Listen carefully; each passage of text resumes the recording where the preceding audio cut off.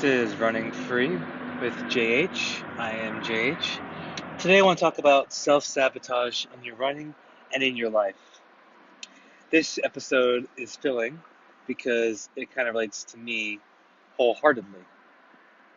I am in my little December, what I call my crazy December challenge, and I self-sabotaged myself, and I'm still able to run the miles at the speeds that I was doing. But the self sabotage comes in the form of negative thinking, negative voices in the head, too much social media, and of course, the pity me mindset. That's how I look at it. Now, I know most of you out there don't know who I am, and I don't know who you are, but I'm sure some of you can relate to what I'm talking about. I don't have a family, and was I born? Yes. Did I have a mother and father? Of course. Where are they today? I have an idea. Do I know exactly? No. And there's a whole story behind there. Now, the negative self talk that happens to me is when I set out a goal and I can't achieve it. For some reason, over the years, since I was very young, I had this desire to be the best at things, or desire to fit in, or as I like to call it, just be noticed. And I wasn't really noticed at anything I ever did because I sucked at a lot of things. Cut from the basketball team, baseball team. I was good at senior league and t-ball, and there. Kind of school ball, nope. Cut from all those teams. And then once you leave the confines of public school system and you go out to the real world, all that stuff goes by the wayside, and now you have life to contend with. I chose the military to get out of my situation and thought I would be able to find a brotherhood in there. I was kind of wrong in that hood because my mind of the military was definitely of something that we see in Saving Private Ryan or the old movies of the 1950s and 60s or even the time zones of our grandparents or great grandparents, depending on what generation you're thinking of. I have never been able to find my group or my people that I relate to or feel comfortable around. That has been eluding me my whole life. And in doing so, I've tried to figure out ways to fit in. Um, Never been much of a druggie. But the alcohol did help. Well, at least I thought it helped. Trying to impress people by learning to dance. I could break dance, and I learned to foxtrot, tango, and swing, and a bunch of those dances. And that helped me with the girls, but you get to notice that most people don't dance anymore. I got very good at playing cards and chess and checkers and some of those games, and then I found out that lost favor. So as I attempted to go from a subject to subject or hobby to hobby to try to fit in somewhere, I found out I fit in nowhere. But the only place I really felt I belonged was when I was out there amongst the wind and the trees in the morning as the sun came up, as you see the sunrise, or even as the sun set or in the middle of the night, depending on when I chose to go out there. For some reason, it felt natural. Granted, I tried to run in middle school a little bit, was always in last place. I ran high school, got a little better, but still, it wasn't the greatest there either. It was more of, I don't want to say pathetic, because at least I was trying, but I didn't know what I was doing. And I didn't even know where I was going. No plan. There was no, how do you say,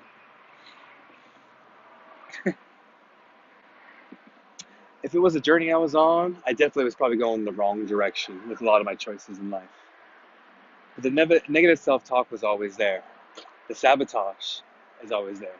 I know Tony Robbins talks about sabotage as being the idea of a room where you want it set at a certain temperature. And when it gets too cold, the heaters go on to bring it back up to the temperature you want it at. And when it gets too hot, AC kicks in to bring it down. And I kind of understand that way of thinking, the way of description for the way I see my life and how I feel I fit in. If I'm in a room I feel uncomfortable, I bail because why should I feel uncomfortable in a room? I don't belong there. So you go someplace where you feel comfortable, which is where the loneliness comes in, and where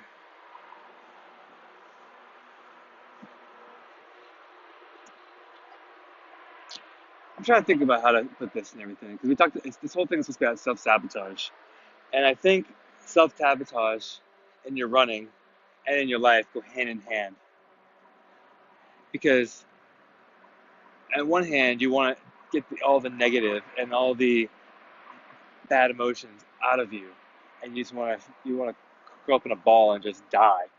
On the other hand, you just want someone to come over here and put the arm around you and say, "It's okay, I'm here for you." But a lot of us don't have that, and I know I haven't had that for a long, long time.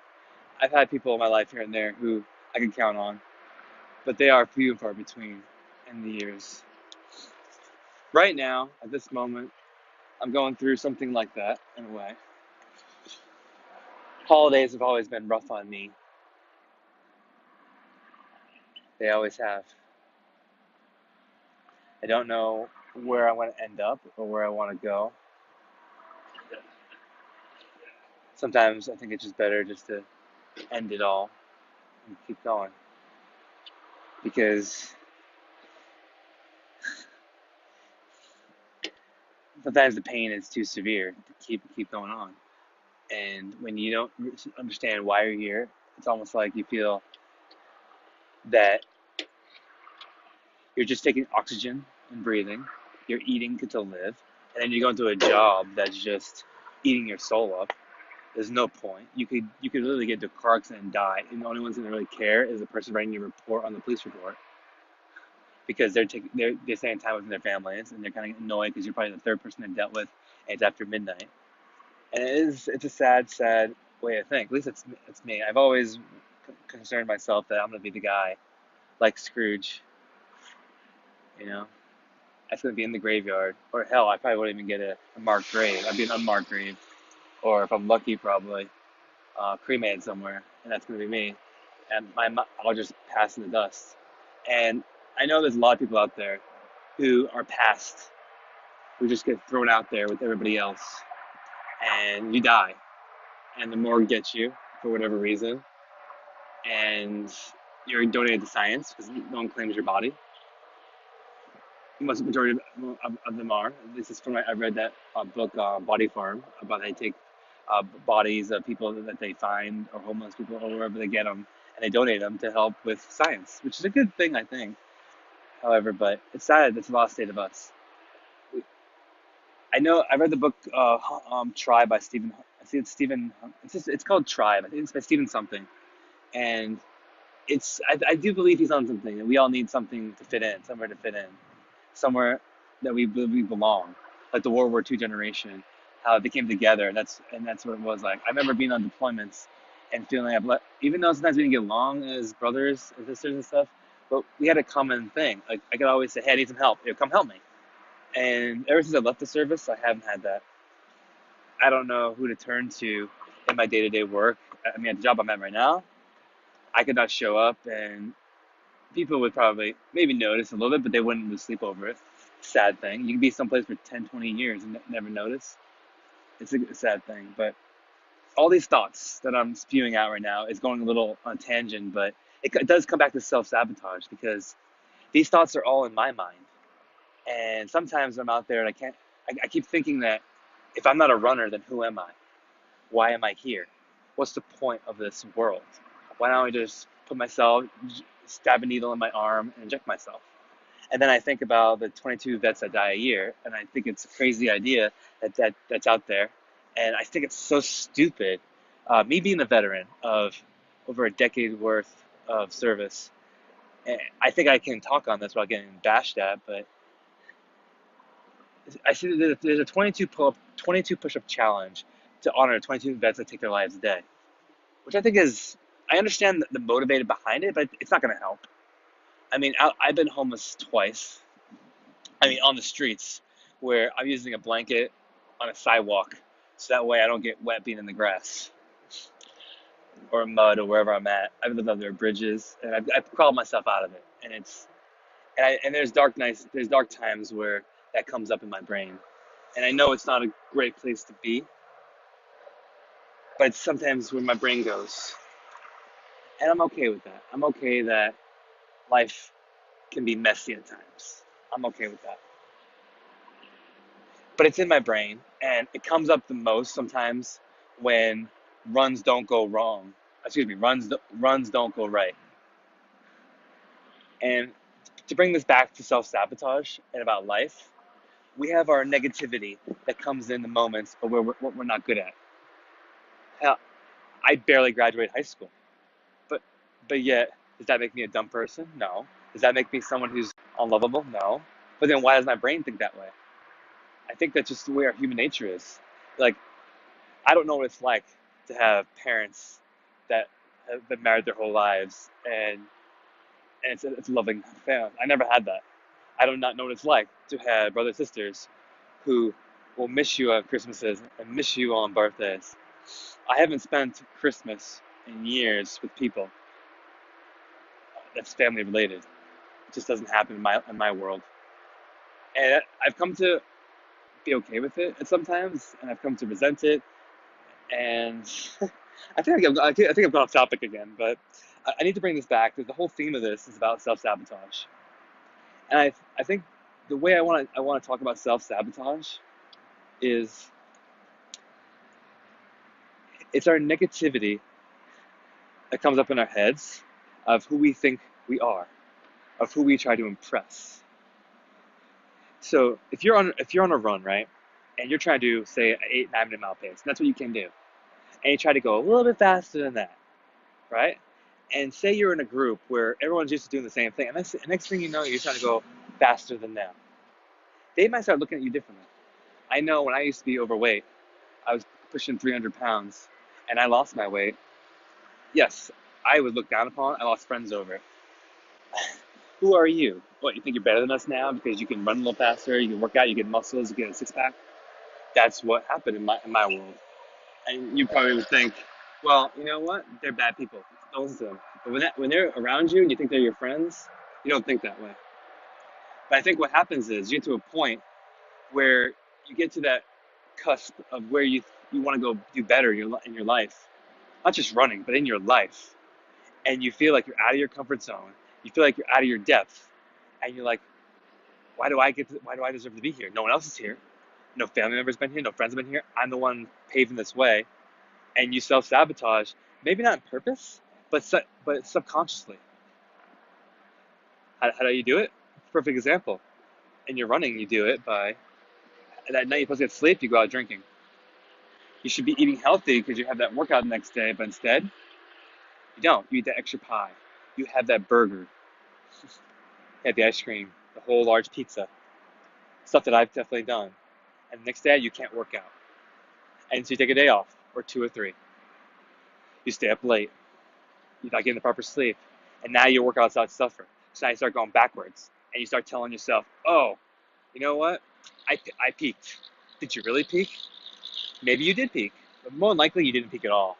It's just now a couple of days have gone by and you haven't really pushed it that hard. Or maybe a week or two's gone by, or maybe a month. And now your body's starting to get to that point where it's recovering, but recovering too much. It's okay to recover for a day or two to get back at it. But when you start taking more days, weeks, and months off, or don't go as high intensity, your body starts to naturally get rid of the muscle and that it accumulated because it doesn't need it, which is it sucks. 6 months to put muscle on, only a month to take it off. Totally sucks. And self sabotage in that moment is because of your mindset. I hope this makes sense. I know I'm randomly going on, and I've always wanted this podcast to just leave my thoughts on the topic and don't edit and just go with it. And I've been trying a couple times go around self-sabotage about running in life, but it just comes down to who do you believe you are? Who do you think you are? For me, at this moment in time, December 2018, sometimes I think I know who I am, sometimes I don't. At this moment, am I lost in my world? Yes. Do I know where I'm going to be next Christmas? No. Where I live, I like to have an idea, but I don't know where it's going to be. And I would hope that I could get my head on straight. You think after a few stints in rehab, a few times going from job to job, getting good jobs and getting bad jobs, getting good relationships, bad relationships, good friends, losing them, I would learn something about my life. But I keep peculating the same cycle because probably deep down, I don't think I deserve to be in a good cycle, which is not a good mindset to have. But I do self-sabotage myself overall because I think deep down, I don't believe I'm worth it. I don't believe I'm worth the time. And the only way I think I can be worth it is to be something that's better than everybody else. Not in the sense that I'm better than you, but if I can run faster than you and make a time. Like Phelps, he's the best swimmer, so people think of him, they see him, they take pictures of him, they talk about him, they want his advice. I think in that sense, that's why people try to be that person. But when they can't be that person, they're like, well, I'm just going to be like everybody else. Going to jail, get that factory job, have that crappy life. Same old. Be the sheep in the wheel of everybody else. I think a lot of us feel that way. I know I do. And I'm really sick and tired of it, feeling this way. But you would think, being sick and tired of feeling this way, that I would have come out the other side with some good wisdom. But I do wonder if every one of you out there on social media, the Instagram, Facebooks, and all the other stuff out there, I think Instagram and Facebook, those are the two things that I see all people. It's almost like they're fake, and I don't want to believe that. I really don't. But you make it so hard to feel like my life is worth something. I can't go. If I lose my job, I'm on the streets, plain as day. I have a few people I can actually probably reach out to, but I can't leech off them for the rest of my life. You know, some of you could go back into your parents' house a couple of years, and they'll help you out. I don't have that luxury, and maybe I've used that as a crutch in my life, and that is wrong to do that. Where I'm at today is my choices. Yes, regardless if they're good choices or bad choices. They were the choices I made from the situation I was in. I went left to right, determining my future. And I just wish some of us would actually take a step back about everybody else and just know that we're all suffering in some fashion. We're all looking at the world in our own way. And it's not all sunshine and rainbows, even though we all make it look like that way. We just want to be loved and cared for and actually desired to be around. We have somebody that says, you know what? I'm glad you were born. I'm glad you came around today. Can you come around today, please? I would love to see you. Because a lot of us don't have that. And when you don't have that after a long period of time, I think you get that loneliness that's in. You get this loneliness that just goes in deep inside. And the pain amplifies so much more. And you just want to scream to the point where you say, what's the point? What's the point of getting up? What's the point of going to work? What's the point of all this stuff? It's not going to matter. No one's going to care. And then your workouts go, your healthy eating goes,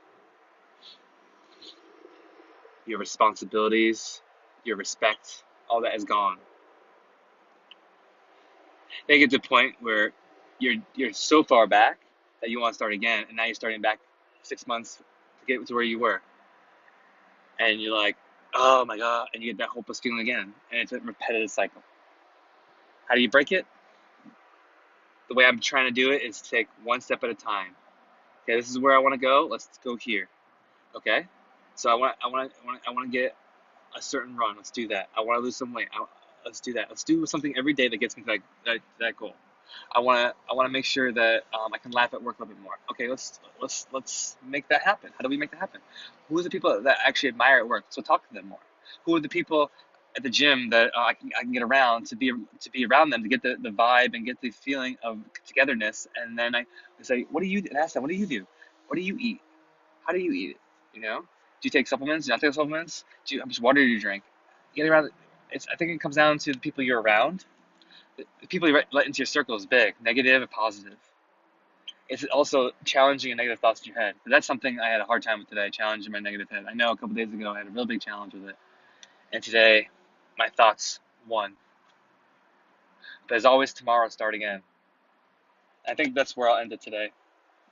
Tomorrow is always a new day to start again. Don't forget that. Because the self-sabotage in your life can only happen if you let it. When the thoughts come in, because they're going to, what do you do with them? Do you listen? Or do you fight back and stand up for yourself? That's what I'll leave you with. Hope you guys have a great day and take care. The podcast you just heard was made using Anchor. Ever thought about making your own podcast? Anchor makes it really easy for anyone to get started. It's a one-stop shop for recording, hosting, and distributing podcasts. Best of all, it's 100% free. Sign up now at anchor.fm/new. That's anchor.fm/new to get started.